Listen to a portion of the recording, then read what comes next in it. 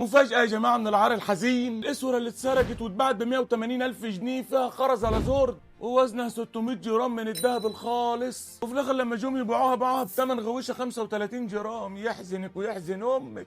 يا جماعة الغويشة دي مش مجرد حتة ذهب، دي من الرموز الملكية النادرة راجعة للأسرة ال21، والأسرة دي كانت مشهورة وقتها إنها ما تمتلك مشغولات ذهبية نادرة، يعني الإسورة دي على أيامهم كانت نادرة، ما بالك بقى واحنا في 2025. وادي الحال انتهى بيها إنها تتسيح في مسبك في الصاغة. واحد يسألني هم اكتشفوا المصيبة السوداء دي إزاي يا عمدة؟ أقول لك إدارة المتحف وهي ما تجرد القطع الأثرية عشان هيشاركوا ب 150 قطعة نادرة في معرض كنوز الفراعنة في روما اللي هيقام يوم 24 أكتوبر، لقوا الإسورة دي مش موجودة ونار. هوب على طول بلغوا الشرطة، ما عداش كام ساعة اتقبض عليهم، وبدأت القصة الحزينة تتكشف. أخصائية ترميم استغلت طبيعة شغلها في المتحف المصري ودخلت معمل الترميم يوم 9 أكتوبر وفتحت الخزنة الحديد وسرقت الإسورة. راحت على طول متصلة بواحد من تجار الفضة في السيدة زينب، مع إن الإسورة دهب. أنا كان المفروض تكلم حد في الصاغة ولا في ميدان الجامع، لكن الغباء من كله راح تاجر الفضة باعها لصاحب ورشة دهب ب 180,000 جنيه، يعني صاحب الورشة وطلع أغبى من الأخصائية كمان. التاجر بقى باع السبيكة اللي اشتراها ب 180,000 جنيه ب 194,000 جنيه لصاحب مسبك دهب، يعني صاحب الورشة طلع أغبى من أخصائية الترميم. عشان يكسب 14,000 جنيه سيح السبيكة وضيع قيمتها التاريخية والأثرية، وحتى يغاب قيمتها كدهب ضاعت، يعني سبيكة وزنها 600 جرام تبيعها على إن وزنها 35 جرام.